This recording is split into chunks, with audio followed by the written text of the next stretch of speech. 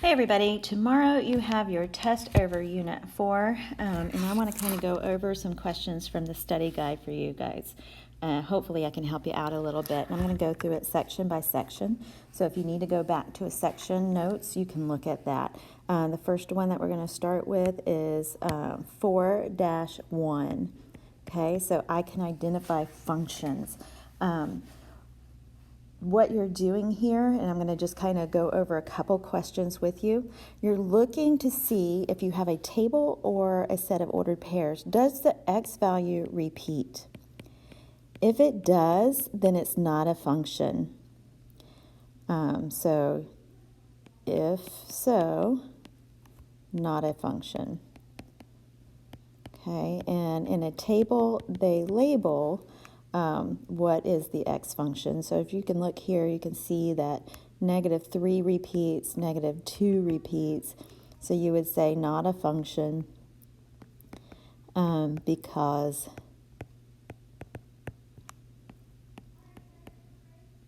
-3 and, whoops, where did that come from? And -2 have more than one output.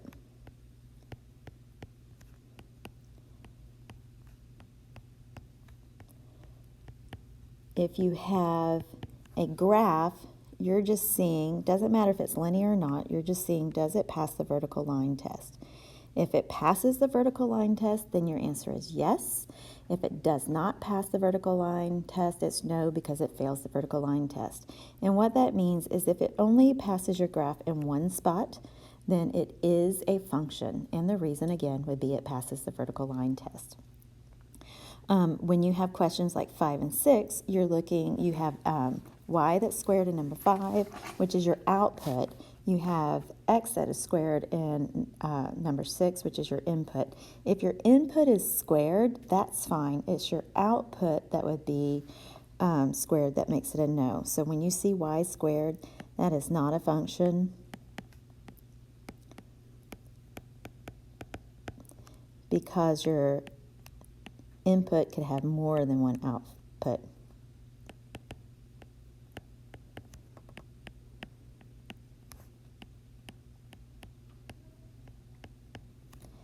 This section I feel is pretty straightforward, but if you need to go back and look at your notes, look back at 4-1 or go back to the video for 4-1. The next few questions come from 4-2, section 4-2, and you're comparing properties of functions, most specifically the rate of change or the slope. So as I'm looking at an equation, I'm looking at the slope that is the coefficient of x, so 5 divided by 6. If I divide that, that gives me 0.83. And then when I'm looking at the function 2 down at the bottom, I would have to just pick two sets of ordered pairs. Okay, find your, I like to label everything, and do y2 minus y1 over x2 minus x1.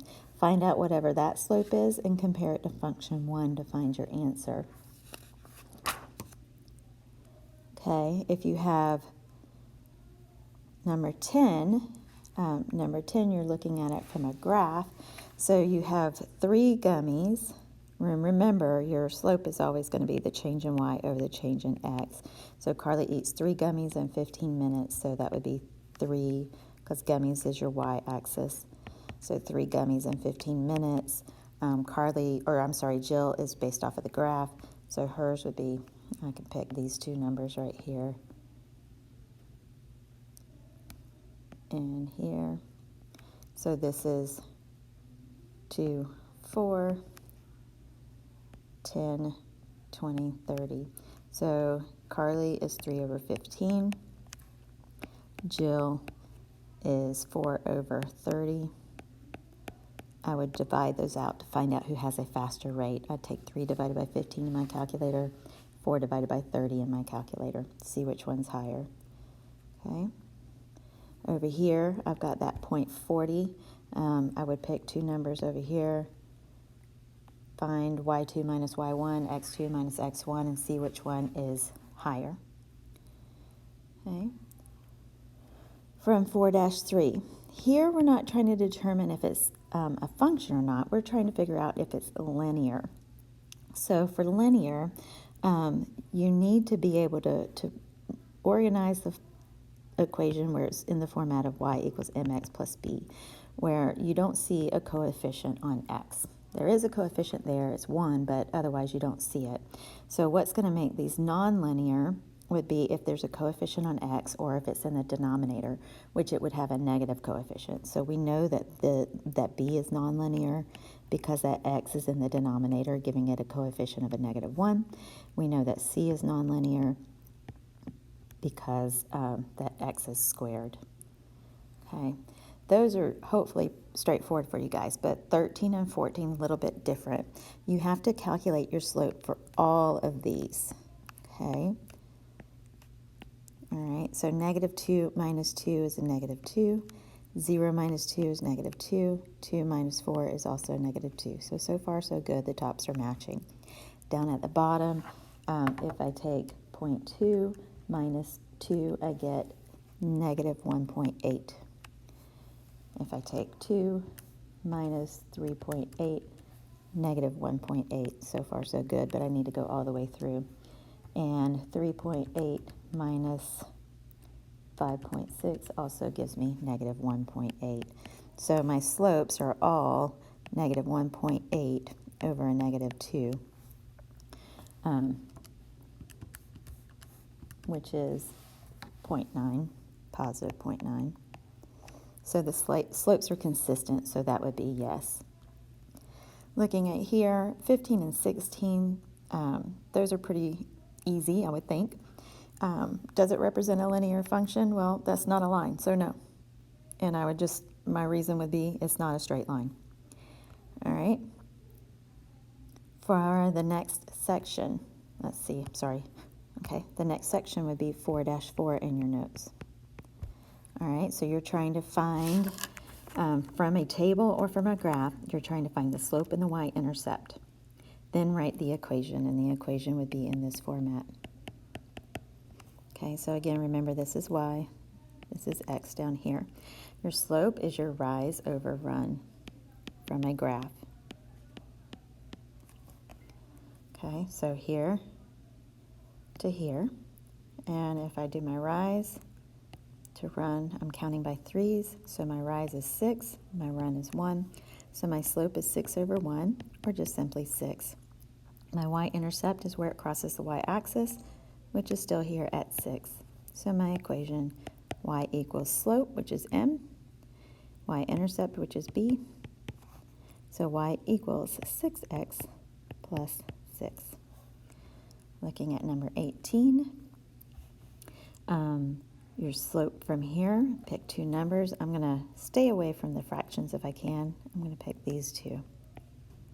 Okay, do y1 minus y2, or y2 minus y1 over x2 minus x1. And when I do that, I will get a slope of 1 over 5. My y-intercept, a lot of people forget that your y-intercept from a table, just look for when x is 0, what is y? Because that's where it would cross the y-axis, and it would cross the y-axis at -3. Then plug it into the equation. Okay? Make sure that you can explain what the slope means, explain what the y-intercept means. That does mean that you're going to have to look back up here at the problem to be able to figure it out. Also, just a little note on this one, your slope is negative, okay? If you're not writing your slope is negative, you're going to get it wrong. And you should be able to look at a graph and tell whether it's positive or negative. Okay. The last section that I'm going to go over is 4-5. And you've written an equation from a table, you've written an equation from a graph, now you're going to do it from a set of ordered pairs.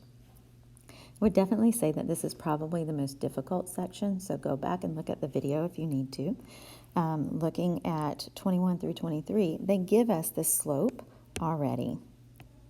and they give us an ordered pair. So I'm just going to label it x, y. And I'm going to plug everything that I have, m, x, and y, into the formula or into the format of y equals mx plus b.